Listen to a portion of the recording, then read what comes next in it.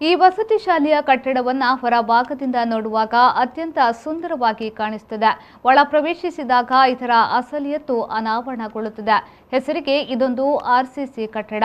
ಮಳೆಗಾಲದಲ್ಲಿ ಮುಳಿ ಹುಲ್ಲಿನ ಮನೆಯಂತೆ ಕಟ್ಟಡದ ಸಂದುಗಳಲ್ಲಿ ನೀರು ಸೋರುತ್ತಿರುತ್ತದೆ.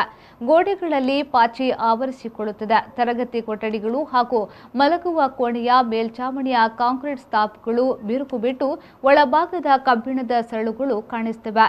ಪಾಠ ಕೇಳುವ ಮಕ್ಕಳು ತಲೆಯ ಮೇಲೆ ಒಮ್ಮೊಮ್ಮೆ ಸಿಮೆಂಟ್ ತುಂಡುಗಳು, ಜಲ್ಲಿ ಕಲ್ಲುಗಳು ಉದುರಿ ಬೀಳುತ್ತಿರುತ್ತವೆ.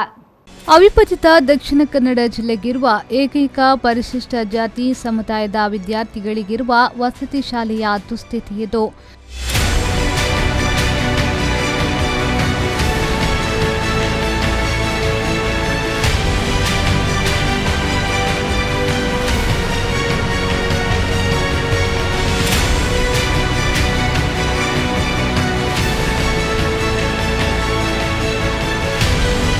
ಒಂದನೆಯಿಂದ 5ನೇ ತರಗತಿವರೆಗಿನ ಪುಟ್ಟ ಮಕ್ಕಳು ಕಲಿಯುವ ಈ ಶಾಲೆಯನ್ನ ದುರಸ್ತಿಪಡಿಸಿಕೊಡಿ ಎಂದು ಹಲವು ವರ್ಷಗಳಿಂದ ಸರ್ಕಾರಕ್ಕೆ ಸಲ್ಲಿಸಿದ ಪ್ರಸ್ತಾವನೆಗಳೆಲ್ಲ ಕಸದ ಬುಟ್ಟಿಗೆ ಸೇರಿದೆ.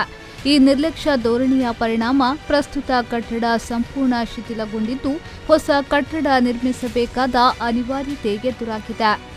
ಭಾರತ ರತ್ನ ಡಾಕ್ಟರ್ ಬಿಆರ್ ಅಂಬೇಡ್ಕರ್ ವಸತಿ ಶಾಲೆ ಬಿಸಿ ರೋಡ್ನ ತಾಲೂಕು ಪಂಚಾಯತ್ ಕಚೇರಿ ಬಳಿ ಕಾರ್ಯನಿರ್ವಹಿಸುತ್ತಿದೆ.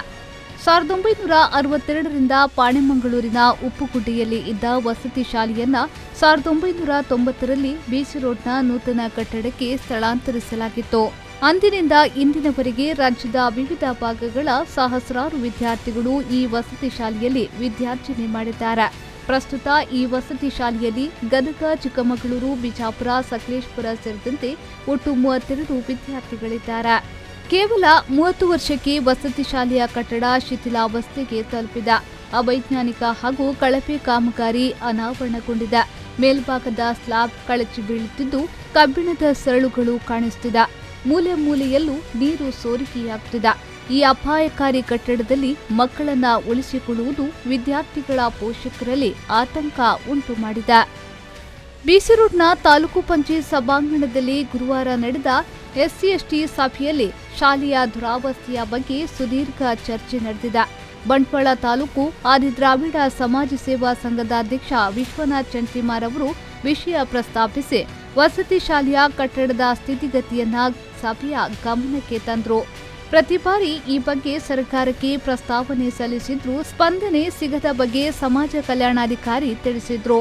ತಹಶೀಲ್ದಾರ್ ಡಾಕ್ಟರ್ ಸ್ಮಿತಾರಾಮ್ ಅವರು ಪ್ರತಿಕ್ರಿಯಿಸಿ, ಸಣ್ಣ ಮಕ್ಕಳು ಈ ಕಟ್ಟಡದಲ್ಲಿ ವಾಸ ಮಾಡುತ್ತಿರುವುದರಿಂದ ಆದ್ಯತೆಯ ನೆಲೆಯಲ್ಲಿ ಕಟ್ಟಡ ದುರಸ್ತಿಗೆ ಕ್ರಮ ಕೈಗೊಳ್ಳುವಂತೆ ಸೂಚಿಸಿದರು.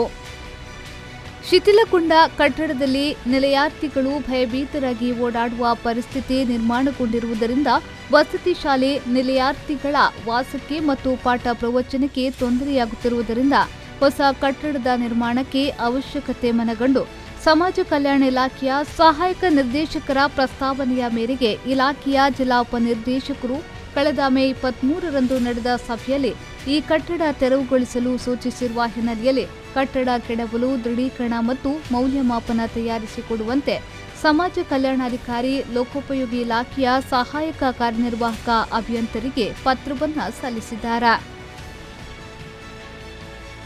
ಸಂದೀಪ್ ಸಾಲ್ಯನ್, ವಿ4 ನ್ಯೂಸ್, ಬಂಟ್ವಾಳ.